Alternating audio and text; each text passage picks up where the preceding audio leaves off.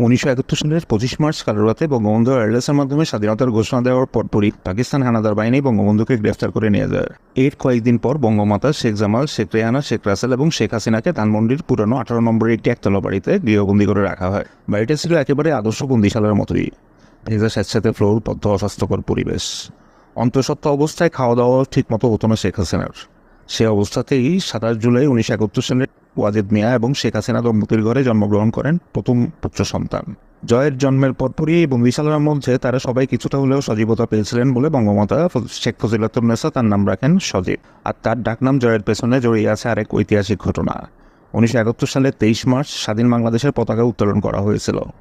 তখন বঙ্গবন্ধু শেখ হাসিনাকে বলেছিলেন, বাংলাদেশ স্বাধীন হবেই, আমি থাকতে পারবো বা দেখতে পারবো কিনা জানি না, কিন্তু স্বাধীনতা আমরা অর্জন করবই। আমি সে ব্যবস্থা সবই করে রেখে গেছি, তাই জয় আমাদের অনিবার্য। তোর সন্তান হবে স্বাধীন বাংলাদেশের নাগরিক, সে ছেলে হলে তার নাম রাখবি জয়।